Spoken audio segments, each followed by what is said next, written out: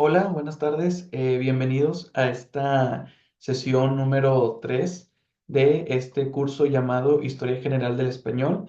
Ya en las sesiones pasadas estuvimos viendo lo que fue el contenido correspondiente a la unidad número 1, en donde pues abordamos todo este tema sobre lo que es Hispania, bueno, la Hispania prerromana, cómo estaba compuesta, qué pueblos habitaban en ella, cuáles eran las lenguas que se hablaron.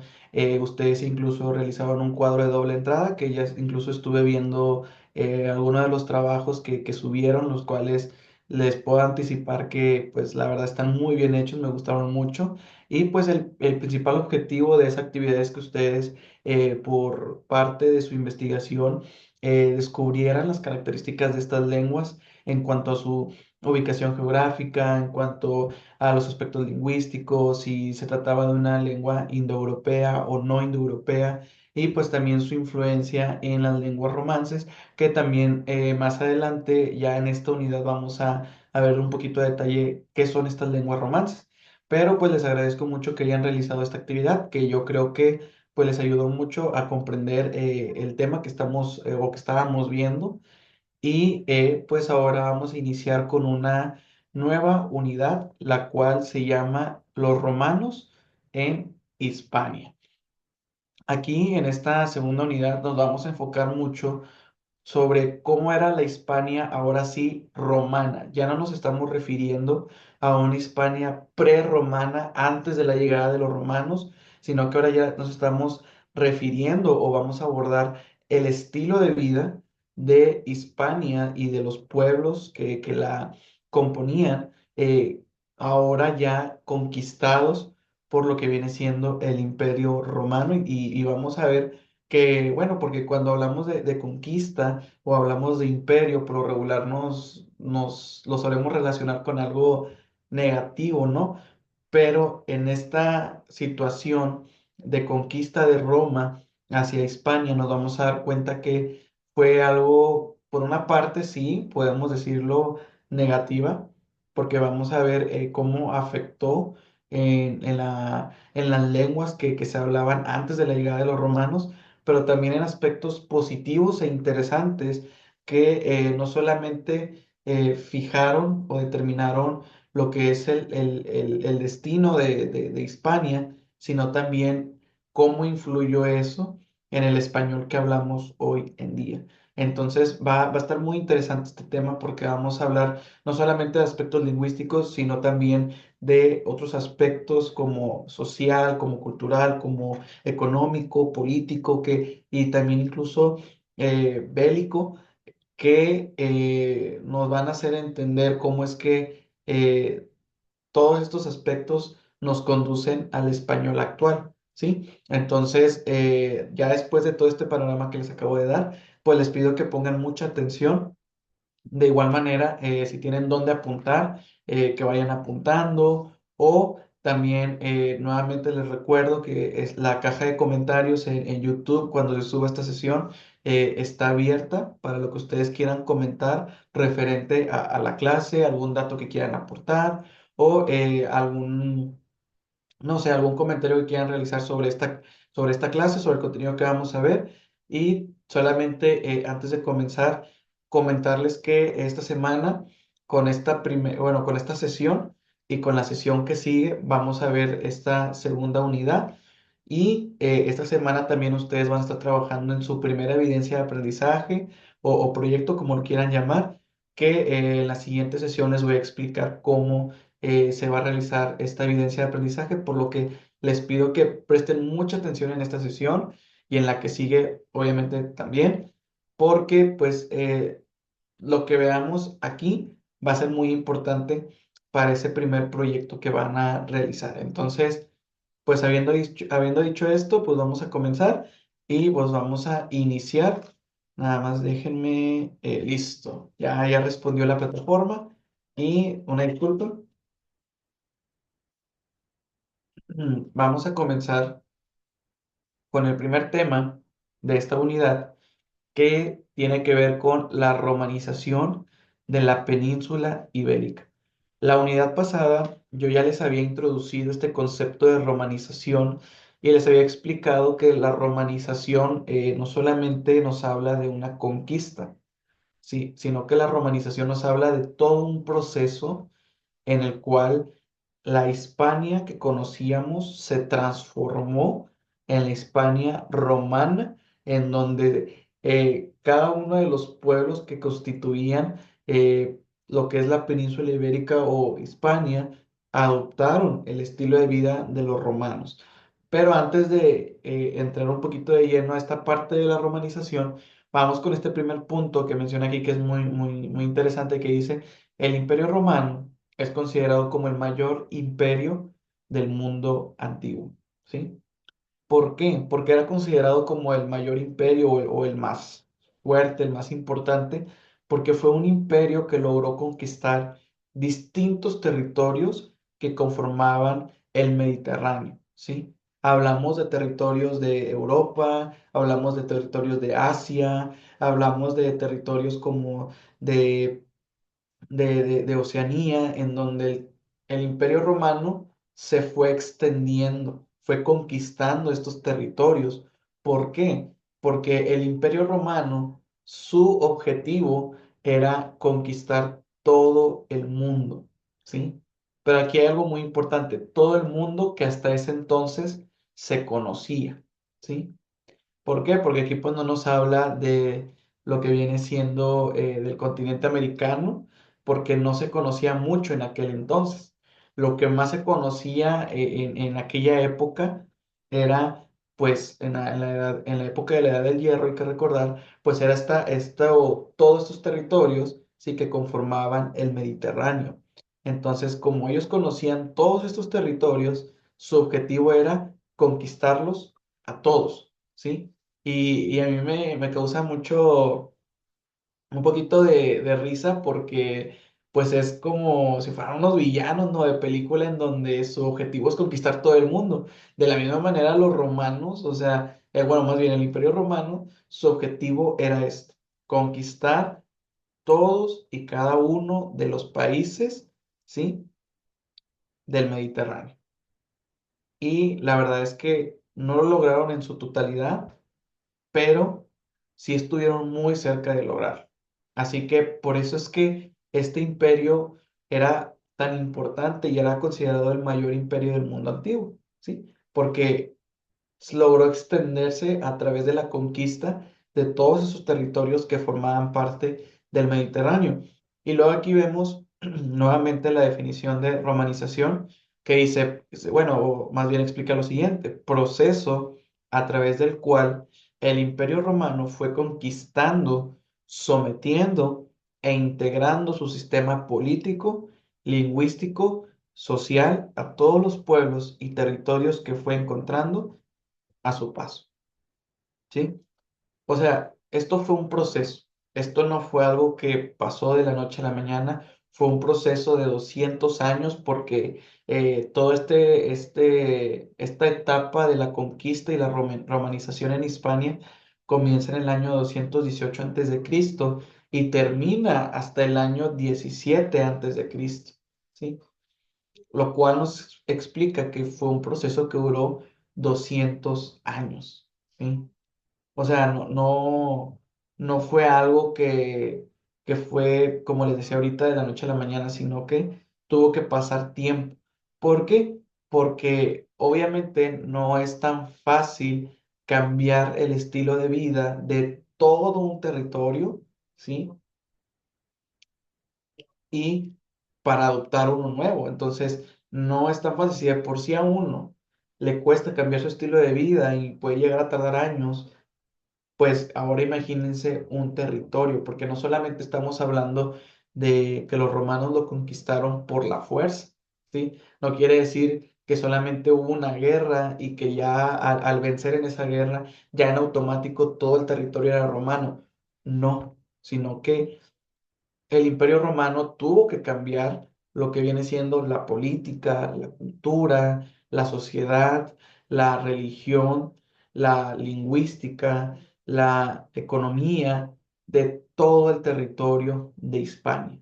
Y también vamos a ver más adelante que había pueblos que se resistieron. Hubo otros que entendieron que el Imperio Romano se estaba expandiendo por todo el territorio, que pues lo que ellos pensaron, yo me imagino, fue, si no puedes vencerlos, pues úneteles, ¿verdad? Y también empezaron a ver ciertos beneficios o ciertas novedades acerca del Imperio Romano, que obviamente los apantallaron, los empezaron a traer, que de esta manera algunos por voluntad propia decidieron pues adoptar el estilo de vida romano, mientras otros pues sí tuvieron que ser sometidos y aceptar que el territorio hispano estaba cambiando y se estaba transformando en lo que hoy estamos viendo como la Hispania romana.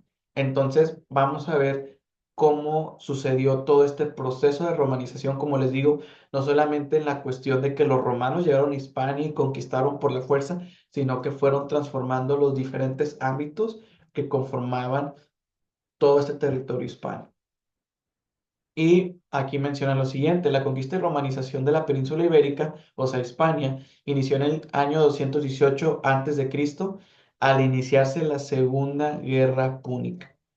¿Qué fue la Segunda Guerra Púnica? Fue un conflicto entre lo que fue el Imperio Romano y lo que fue también Cartago, ¿sí? Estos dos territorios estaban en conflicto. ¿Por qué?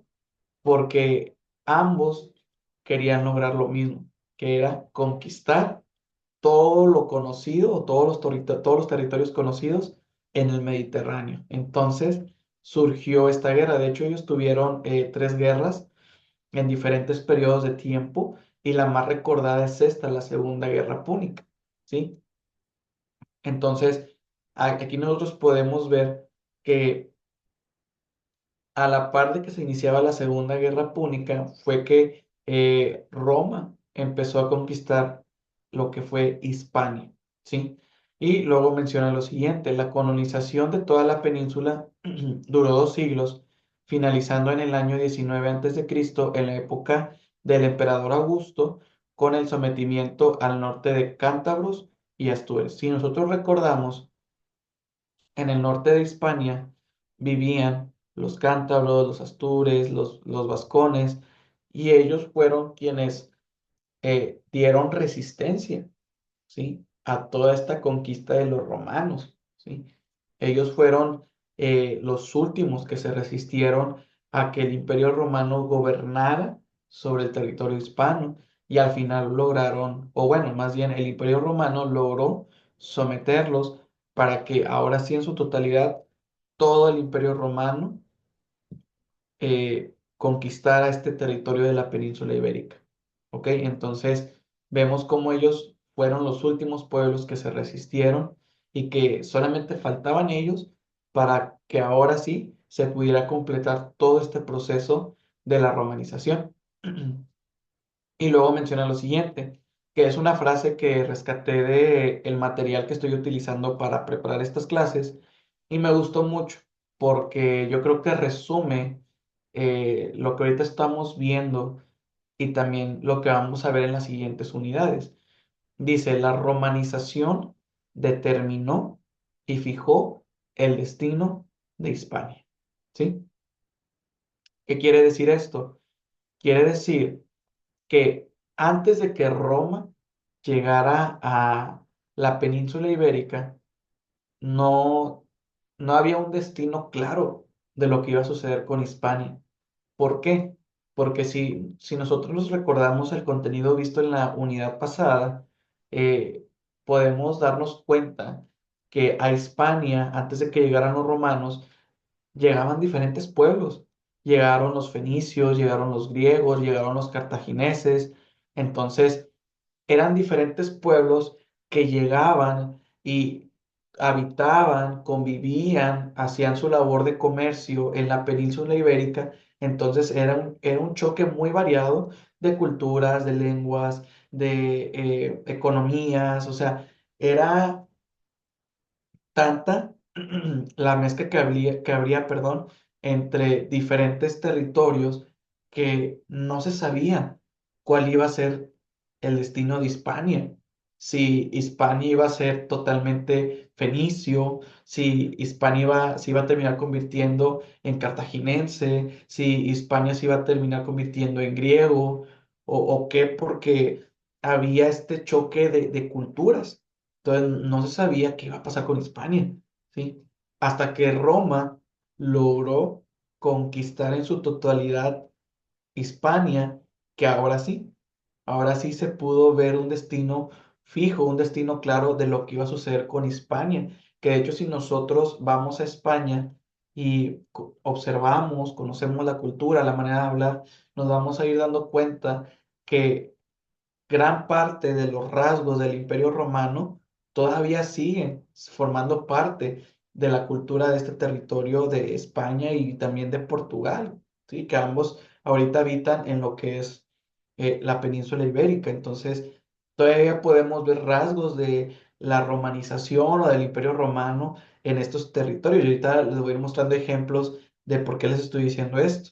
Entonces, o sea, Roma logró consolidarse en la península ibérica, sí, totalmente, y fue el único imperio o territorio que lo logró, ¿sí?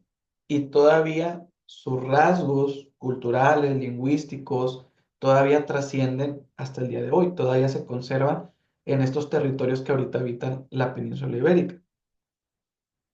Y bueno, vamos a ver este siguiente subtema que se llama la legislación de la Hispania romana. ¿Qué quiere decir esto? ¿Cuáles eran las leyes que habían en la Hispania romana? ¿Cómo estaba organizado eh, en cuestión de las ciudades, en cuestión de, bueno, en aquel entonces llamadas colonias, cómo estaban divididas, organizadas?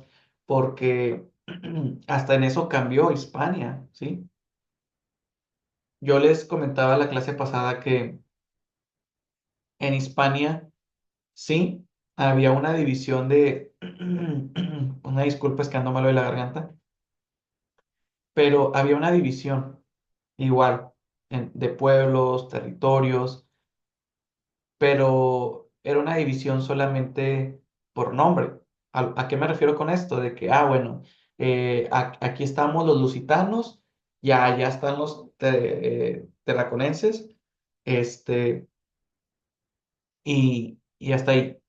O sea, no era una ley, solamente había esta identificación de que, bueno, en el norte están estos pueblos, acá en el sur están estos otros, ¿verdad? No había una ley como tal. Pero aquí, ya con Roma, ahora sí existían leyes que regulaban la división y la organización que había en cada una de las ciudades que componían este territorio. Y menciona aquí lo siguiente: de acuerdo con las leyes provinciales, la Hispania romana se dividió en dos clases de ciudades: las ciudades indígenas y las ciudades romanas. Y ahorita vamos a ir viendo en qué consistían o cómo se caracterizaban cada una de estas ciudades, ¿sí? Las ciudades indígenas obviamente eran las ciudades que estaban enfocadas en la gente originaria o natal de Hispania, mientras que las ciudades romanas estaban enfocadas o destinadas para aquellos ciudadanos de Roma que tenían, o más bien que decidieron venirse a habitar acá a España, ¿sí? Y vamos a ver el siguiente punto, donde vemos estos tipos de ciudades, solamente que aquí hay una subdivisión. Hablamos de dos tipos de ciudades que había en Roma, que una era los indígenas y otro los romanos, pero de los indígenas hay subdivisiones que también necesitamos ver para entender toda esta organización provincial que había en la Hispania romana.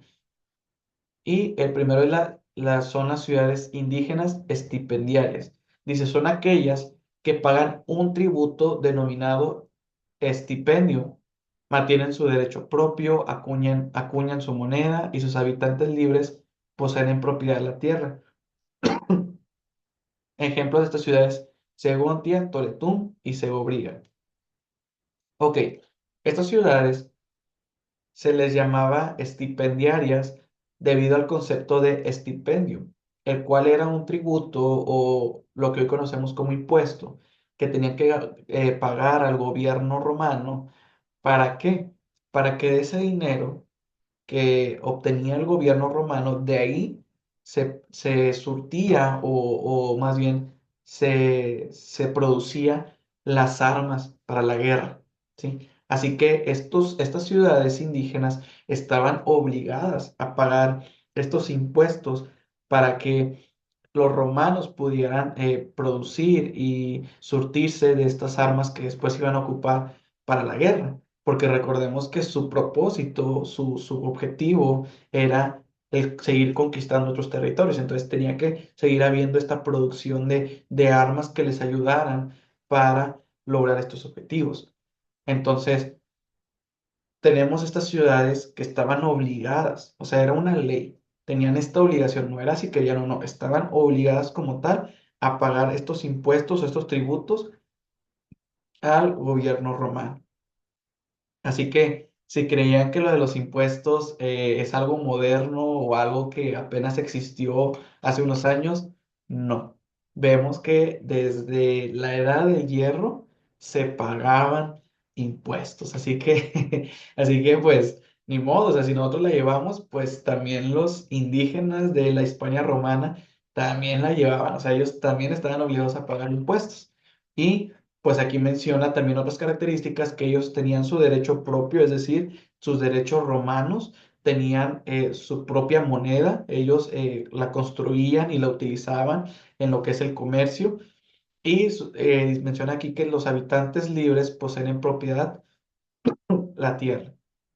¿Qué quiere decir?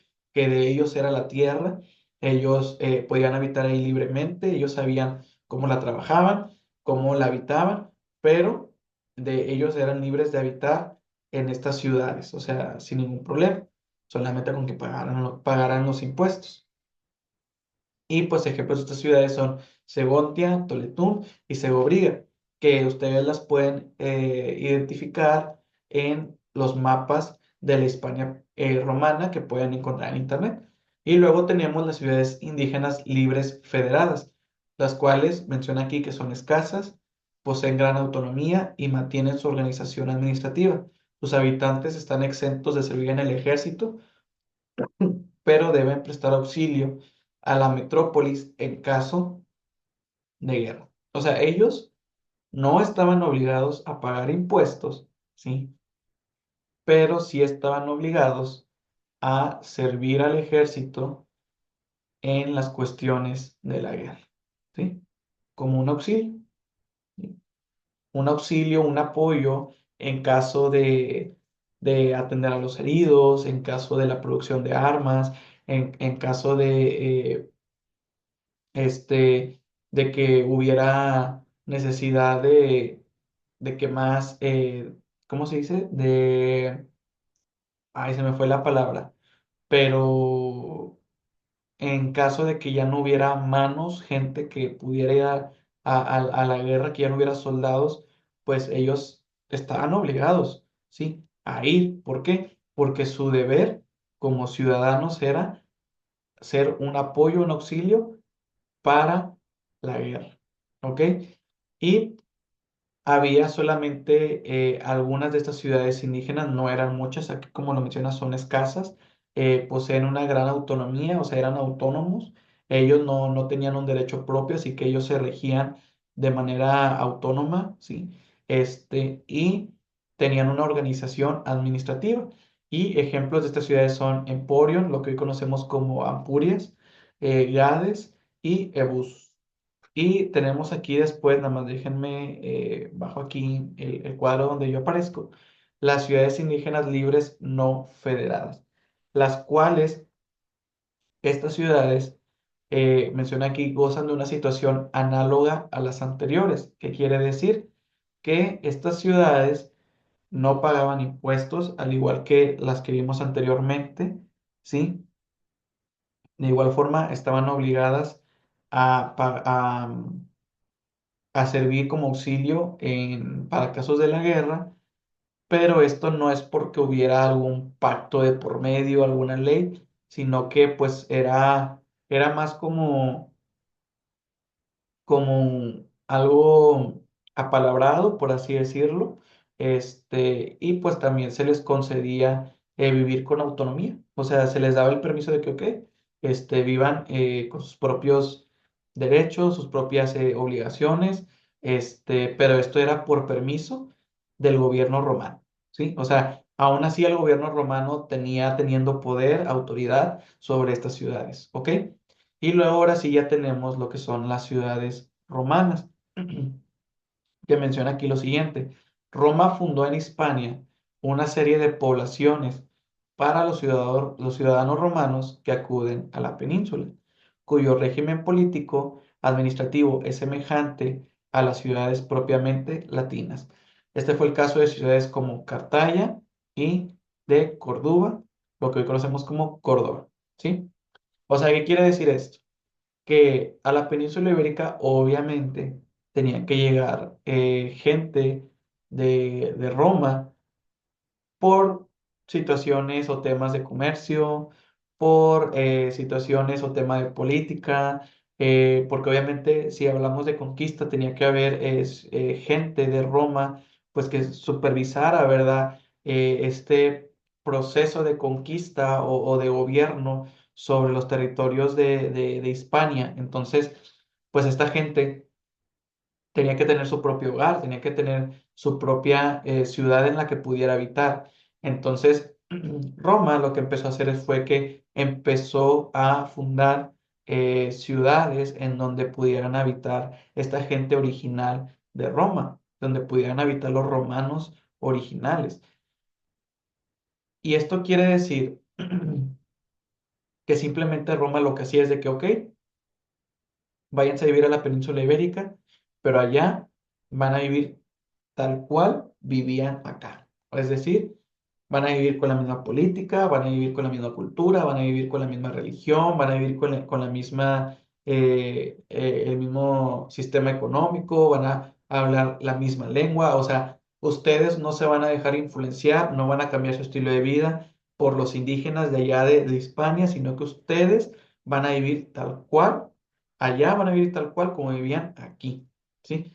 O sea, era un copia y pega, ¿sí? De las ciudades romanas, o sea, originales de Roma, ahora acá en la península ibérica. ¿Ok? Por eso se le llamaba ciudades romanas, porque pues eran ciudades que sí estaban en la península ibérica, pero que vivían tal cual como se vivía en Roma. Y ahora vamos a ver el siguiente punto, que también nos sigue hablando sobre las leyes municipales coloniales y cómo la Hispania romana, ¿sí? Y ahora sí con los romanos habitando y conquistando la península ibérica, cómo sufrió una división geográfica, ¿sí? Nosotros, nosotros en la clase pasada vimos que Hispania, la Hispania prerromana, se componía de tres pueblos, ¿sí? Muy importantes que eran los celtas, los iberos y los celtiberos. Y vemos cómo estos pueblos generaban una división geográfica en la Hispania prerromana. Pero ahora con Roma surge una nueva división que se divide en provincias o más bien en territorios. O sea, provincias, territorios, hablamos de lo mismo, pero ya no es igual a como era antes de la llegada de los romanos. Y ahorita vamos a ir viendo cuáles fueron esas provincias en las que se dividió la Hispania romana. Y menciona aquí algo muy importante, menciona, los romanos dictaron numerosas leyes municipales coloniales, las cuales regularizaron la vida de las ciudades. Estas leyes se exponían en tablas de bronce para el conocimiento de todos. O sea, los romanos, ellos dijeron, ok, necesitamos implementar el sistema político que tenemos allá en Roma. Entonces vamos a empezar a eh, elaborar estas leyes políticas, ahora aquí en la Hispania romana, y las empezaron a registrar en tablas de bronce. Recordemos que estamos en la era del hierro, entonces el hierro en cuanto a la plata, el bronce, el oro, o sea, se utilizaba para cualquier cosa, ¿sí? O sea, era el boom de esa época. Entonces ellos dijeron, ok, vamos a utilizar las tablas de bronce para ahí registrar y escribir las leyes que van a regir el modo de vida, el modo de vida ciudadano de los pueblos que van a habitar aquí en este territorio, ¿verdad? Y aquí nos menciona algunos ejemplos de estas leyes como las leyes de Osuna, las leyes de Salpensa y las leyes de Malaca, que son leyes que hablan o que consisten más bien en cómo las autoridades de cada uno de los pueblos, o más bien ciudades que acabamos de ver ahorita, cómo tenían que regir, cómo tenían que gobernar cada uno de estas ciudades, fueran indígenas, fueran romanas, o sea, estas leyes eran como una guía para estos gobernantes o magistrados, se les decía en aquel entonces, cómo tenían ellos que gobernar, mantener el orden, la organización administrativa de cada una de estas ciudades. No las vamos a ver a detalle por cuestiones de tiempo, pero sí son algunos ejemplos que conformaron las leyes que los romanos elaboraron para la Hispania romana.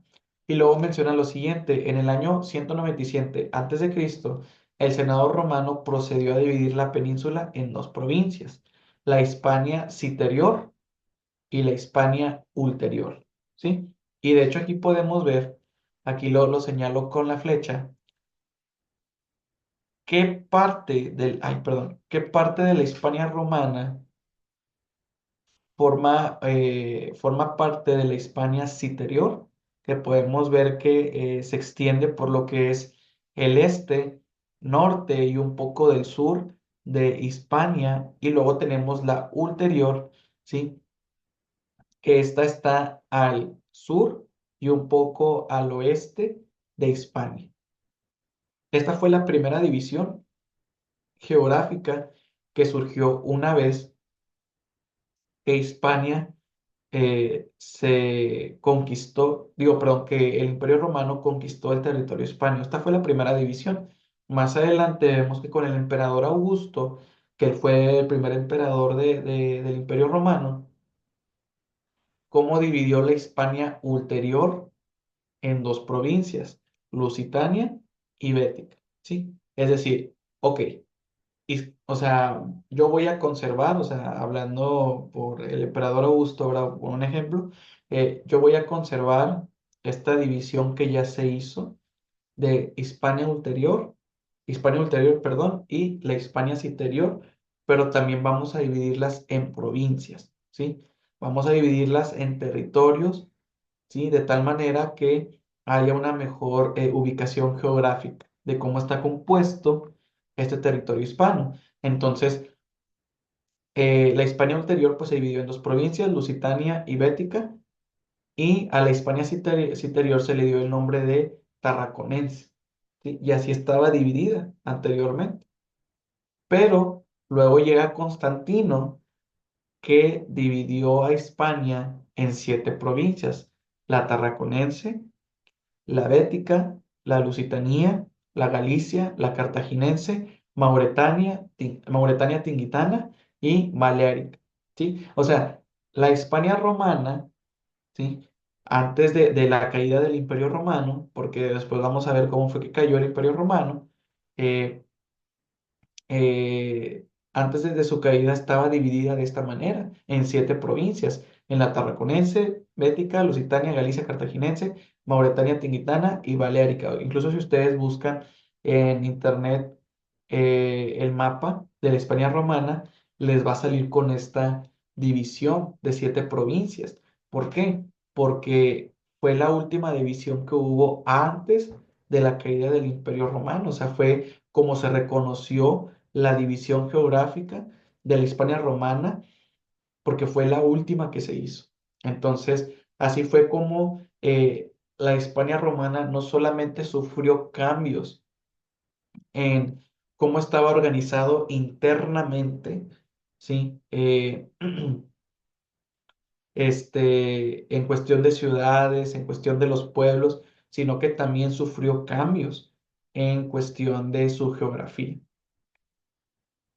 Y bueno, ahora vamos a ver la arqueología, vamos a ver cómo era la arquitectura de las construcciones que los romanos empezaron a llevar a cabo en la Hispania romana y vamos a ver algunos ejemplos que todavía siguen estando presentes el día de hoy en lo que es España, en lo que es Portugal, ¿sí? Y me gustaría pues explicarlo a través de este video.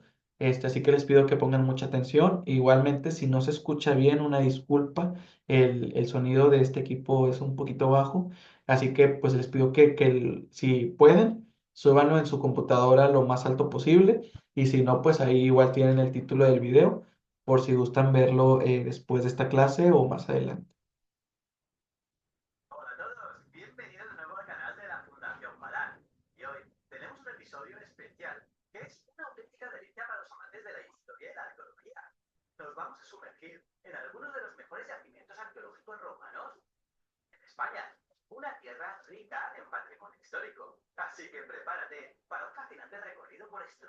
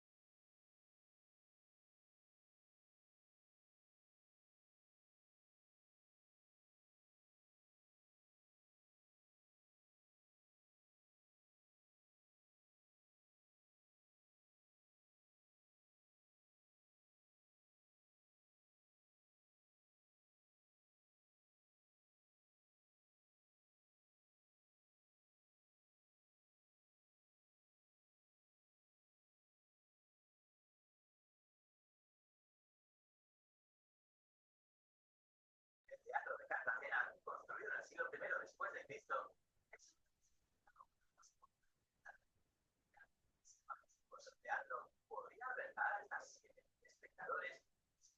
simplemente asombroso, con una excelente acústica, una serie de corredores subterráneos para los actores.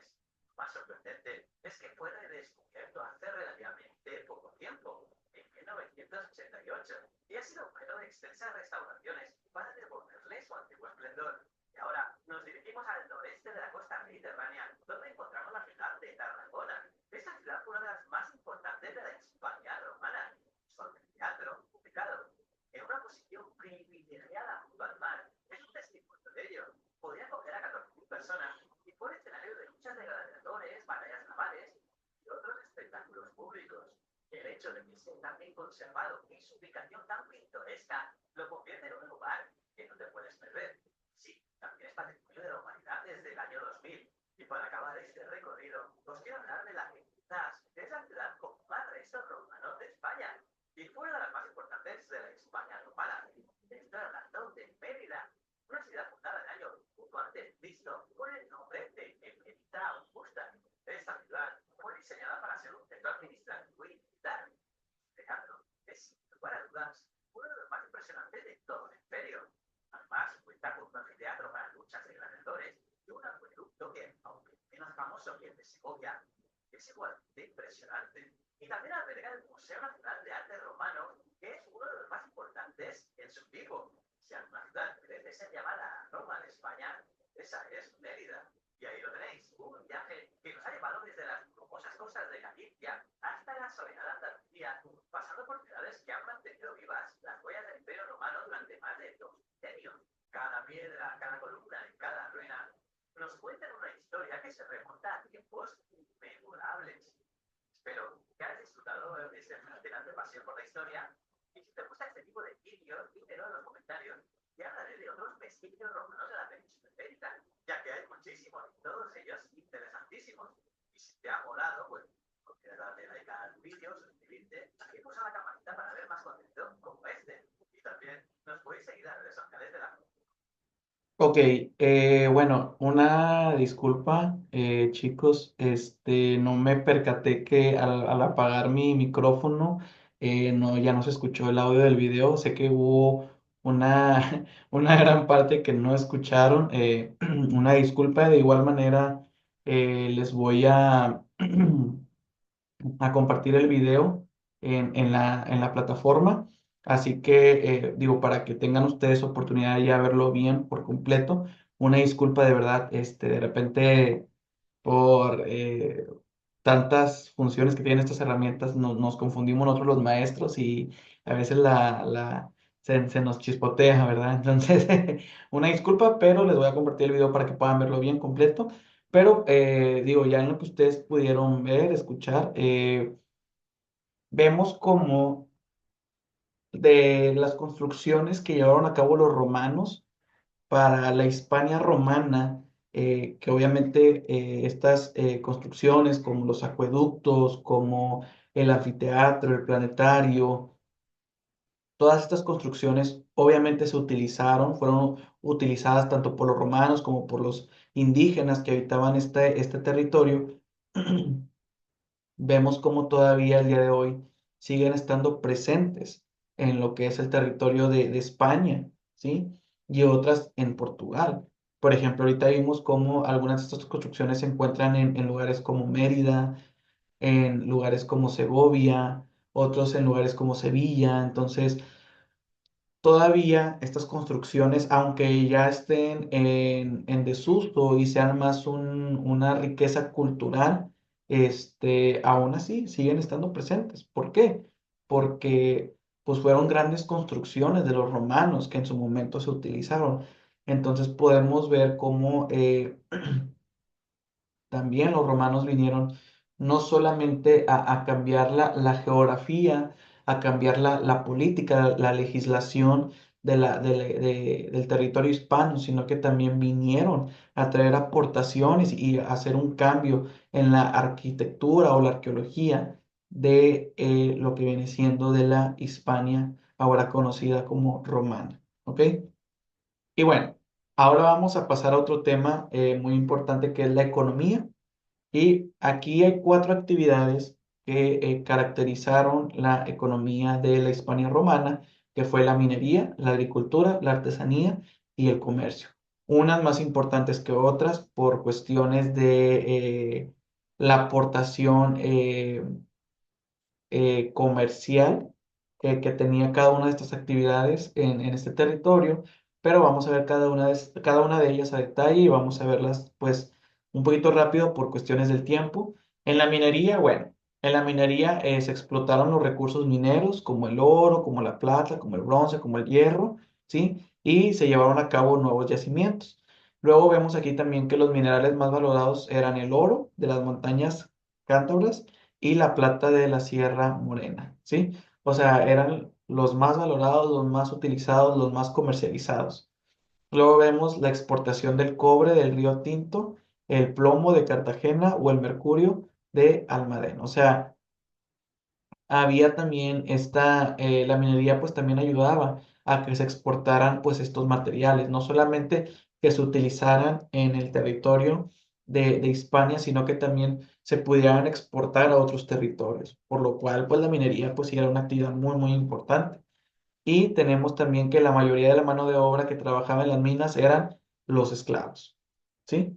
O sea, eran esclavos que en su mayoría pues era gente indígena, ¿sí? De la Hispania romana, y pues ellos eran los que hacían el trabajo duro, el trabajo fuerte, pesado, que era pues introducirse a las minas para lo que viene siendo el extraer estos recursos minerales. Y luego tenemos lo que es la agricultura, que fue una de las principales riquezas de España. De la agricultura, pues algo que se trabajaba mucho era el aceite y el vino. ¿Por qué? Porque pues el aceite y el vino, aparte de que se comercializaba, se exportaba, pues también era parte fundamental de la gastronomía de la Hispania romana. Y ahorita también vamos a tocar este tema de la gastronomía, pero pues también era muy utilizada para esta parte. Eh, y bueno, dice que se exportaba todo el imperio romano, como les comentaba ahorita, se introducieron nuevas técnicas y utensilios de cultivo, o sea, los romanos también introducieron nuevas tecnologías, nuevos instrumentos para la agricultura, ¿sí? O sea, ellos vinieron también a innovar la práctica de la agricultura en la Hispania romana.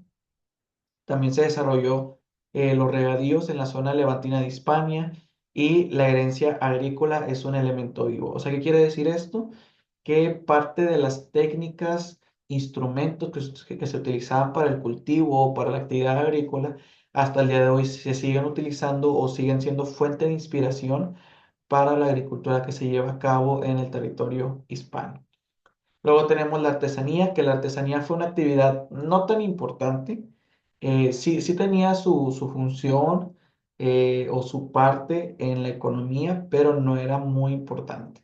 Dice aquí que tenía un desarrollo débil, limitándose a abastecer las necesidades de la población local. O sea, como tal, no había una exportación, ¿sí? No eran productos que exportaban por todo el territorio romano o por todo el imperio más bien, sino que pues era más utilizado en lo local, ¿sí? Luego menciona aquí los productos manufacturados de alto valor procedían de otros territorios del imperio, eh, o sea, los productos que utilizaban los artesanos pues no eran propiamente de ellos, sino que venían de otros territorios del Imperio Romano. Por eso es que no era así como que muy importante la artesanía que había en la Hispania romana. Y luego menciona aquí la producción de aceite y elaboración de productos derivados de la pesca fueron las principales actividades desarrolladas, ¿sí? O sea, ¿qué quiere decir esto? Que los artesanos se encargaban de producir los productos donde ¿cómo va la palabra? Se me fue otra vez. Los productos en los que se echaba lo que es el aceite y se conservaba, pero también se encargaban de la producción de lo que vienen siendo los productos de pesca. Ellos hacían pues las puntas de las puntas que forman parte de las cañas o de las lanzas para pescar, ¿sí? Así que pues era como que su mayor aportación pues a lo que viene siendo la economía de la Hispania romana. Y por último, pues tenemos el comercio, que fue una actividad importante en Hispania, yo creo que la más importante, porque pues fue la actividad que principalmente se llevaba a cabo en este territorio y que pues también fue lo que generó el interés de que otros territorios vinieran a Hispania antes de la llegada de los romanos. Entonces ya el comercio estaba establecido como una actividad importante tanto para Hispania y ahora para los romanos. También pues llevaron a cabo la creación de una red de comunicaciones internas mediante la construcción de las grandes calzadas romanas. Las calzadas romanas eran como carreteras, avenidas extensas, larguísimas, ¿sí? O sea, eran enormes, o sea, muy largas y servían como un medio de comunicación y de conexión entre las diferentes ciudades y de esta manera, pues, llevar a cabo el comercio. O sea, si ustedes creían que la distribución de productos era algo reciente o moderno, déjenme decirles que no. Claro, en aquellos tiempos no existían las marcas de distribución que ahora existen como el Amazon, como el Mercado Libre, pero los romanos en la época de la Edad del Hierro tenían sus estrategias o su dinámica de distribución que era a través de estas calzadas romanas. Claro, tenían que caminar mucho, pero existía esta conexión a través de estas carreteras que construían. Luego tenemos el abundante tráfico marítimo que comunicaba los principales puertos de sur a norte, Gadi, Cartago, Nova y Tarraco, y la unificación del patrón monetario en un solo sistema, el romano. O sea, ¿qué quiere decir? Que el comercio no solamente se daba en la parte interna de la Hispania romana, sino que también se daba entre los distintos territorios que conformaban el Imperio Romano y estos territorios, o más bien estas personas, para llevar a cabo el comercio, pues tenían que moverse a través de los barcos. Esto generaba que pues se llevaran a cabo muchos viajes en barco para la comercialización y distribución de los productos de los diferentes territorios. Así que pues había un tráfico marítimo constante. Y pues también se utilizaba una sola moneda que era la romana, ¿sí? O sea, el sistema monetario que se utilizaba en todo el Imperio Romano era uno solo, que era el elaborado por los romanos. Y luego, bueno, aquí solamente agregué este mapa que me gustó mucho porque a través de la simbología nos muestra en qué territorios de la Hispania romana se producía el oro, la plata, el hierro, el cobre, la sal, los cereales, el aceite, el vino, el pescado, los caballos, el jamón, la ganadería, los tejidos, la cerámica, y dónde trabajaban los esclavos, o sea, dónde había esclavos y dónde desarrollaban sus actividades. Y también lo que vienen siendo las calzadas romanas, o sea, todo lo que abarcaban estas calzadas elaboradas por los romanos. Yo les pido de favor que en una oportunidad que tengan lo vean, lo analicen. Es fácil identificar cada una de las actividades que se llevan a cabo a lo largo de todo este territorio por los iconos que se muestran aquí en el mapa, así como había zonas donde la producción de ciertos productos, perdón, eran mayor y en otras zonas la producción de otros productos era mayor. O sea, en toda la Hispania romana, en todo este territorio, se llevaba a cabo grandes actividades que aportaban a su economía. Y bueno, vamos a continuar con la parte de la cultura, que de la cultura aquí podemos ver cuatro elementos muy importantes. El primero es la alimentación, que dice que el desayuno consistía en pan, dátiles, queso y olivas, mientras que la comida consistía en el pan, la carne fría, frutas y algo de vino. La cena pues era el ágape familiar, era como que lo más bueno o lo más rico y era pues el momento de la convivencia familiar. Y dice que aquí que para los más ricos podía ser un verdadero festín con entrantes, entremeses, asados, postres y vinos. No se usaban tenedores y se cogía la comida con las manos, ¿sí? Ahora, es muy importante mencionar que esto todavía se sigue conservando, ¿sí? Claro, en España, pues obviamente se utilizan los utensilios, ¿no? Para comer, pero a mí me ha tocado seguir creadores de contenido en Instagram, en YouTube, españoles, y yo me he dado cuenta cómo ellos en sus comidas todavía conservan estos rasgos, estas características.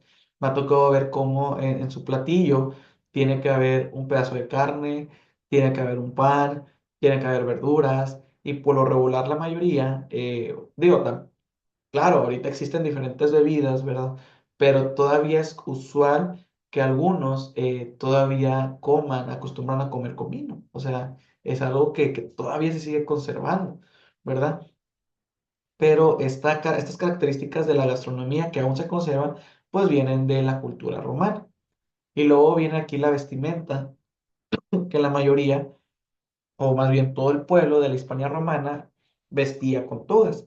Claro, eran diferentes tipos de togas de acuerdo pues a los géneros. Dice aquí, los ciudadanos vestían la toga viril, las mujeres casadas vestían la estola anudada en la cintura que se cubría con una paya para salir a la calle. Y, o sea, ellas vestían una túnica, se la amarraban como con un tipo de cinto y luego todavía tenían que utilizar una paya que pues las cubría para salir a la calle. Y aquí podemos ver en la imagen lo que es la estola y lo que es la paya.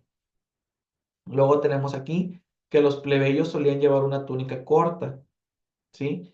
Dice, los muchachos vestían la toga pretexta, la cual también aquí la podemos observar, y también todos utilizaban lo que son sandalias. O sea, en aquella época no había tenis, no había calzado cerrado, se utilizaba solamente lo que son las sandalias y pues era calzado abierto. Luego tenemos lo que es el pensamiento y la literatura. Y aquí menciona que la difusión de la cultura romana en Hispania fue tal que gran cantidad de pensadores y literatos que nacieron en ella desempeñaban un papel importante en el imperio. ¿Qué quiere decir? Que hubieron autores, poetas, escritores de obras literarias originales de Hispania, ¿sí? Que aportaron a la literatura y al pensamiento filosófico del Imperio Romano. O sea, esto es algo muy padre porque quiere decir que los romanos no fueron los únicos que aportaron a Hispania, sino que Hispania también tuvo sus aportaciones en el Imperio Romano. Y menciona aquí algunos escritores hispanos que destacaron como Seneca, Marcial y Quintiliano. Y luego tenemos la religión, que aquí vemos cómo la religión romana se difundió por toda Hispania, mezclándose con muchos casos con dioses y ritos autóctonos, ¿sí? Es decir, la religión romana tenía sus propios dioses, pero también acá la Hispania original que conocíamos tenía sus propios dioses y sus propios rituales indígenas. Entonces hubo esta mezcla, pero pero llegó el momento, el tiempo, que fue en el siglo primero después de Cristo, en donde se impuso una religión general para todo el Imperio Romano y la España romana obviamente no se salvó. ¿Cuál fue esta religión?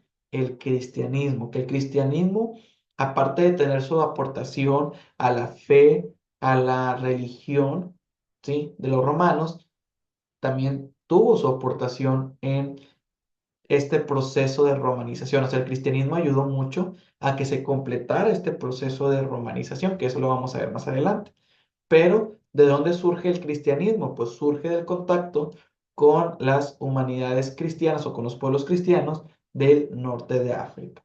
Como les decía ahorita, la comercialización o el comercio ayudó mucho que otros territorios del Imperio Romano vinieran, ¿sí? A Hispania romana y que hubiera esta mezcla de culturas y de esta manera fue como el cristianismo llegó pues también al Imperio Romano y a Hispania posteriormente. Y bueno, luego tenemos aquí lo que es el latín en Hispania, que este va a ser el último punto que vamos a ver en esta clase. Ya vimos cómo la romanización contribuyó en la geografía, en la política, en la arqueología, cómo contribuyó también en la economía, acabamos de ver la cultura y acabamos de llegar al elemento más importante y es el que más vamos a estudiar un poquito a profundidad, que es el latín. Es el aspecto lingüístico. ¿Cuál era el lenguaje que hablaba todos los romanos y en todo el Imperio Romano? El latín, ¿sí? Y el latín fue fundamental para lo que conocemos hoy en día como el español, ¿sí? Así que por eso lo vamos a ver a detalle. Claro, el latín tuvo que pasar por diferentes cambios y evoluciones que también ahorita lo vamos a ir viendo y también vamos a estar viendo cómo todo este proceso de latinización, ¿sí? También llevó su tiempo, ¿ok? Veamos aquí el latín en Hispania, que dice el periodo que se llama latinización corresponde al abandono progresivo de las lenguas paleohispánicas por el latín. ¿Qué quiere decir esto? Que en la Hispania romana se empieza a hablar el latín y gradualmente, poco a poco, se fueron dejando de lado las lenguas indígenas, las que estuvimos viendo en la unidad pasada. Se empiezan a abandonar a tal punto que se extinguen porque ya nadie las habla y el latín logró imponerse. Pero fue un proceso, ¿sí? Un proceso que no fue de la noche a la mañana, sino que también se llevó su tiempo. Dice aquí, el proceso de latinización se perpetuó en varias etapas en el tiempo, como les decía ahorita, no fue de la noche a la mañana, no fue impuesto, dado que los pueblos prerromanos que adoptaron el latín se dieron cuenta de la importancia de la lengua latina, ¿sí? ¿Qué quiere decir esto? Primeramente, que los romanos no les impusieron, no obligaron a los hispanos a hablar el latín, ¿sí?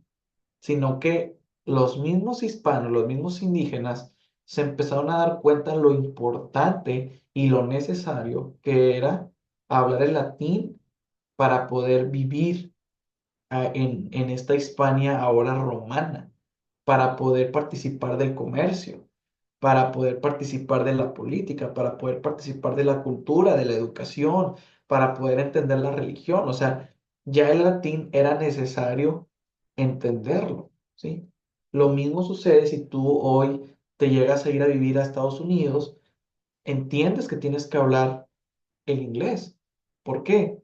Porque es una necesidad y ahí le das el valor. Entonces, de la misma manera, ¿sí?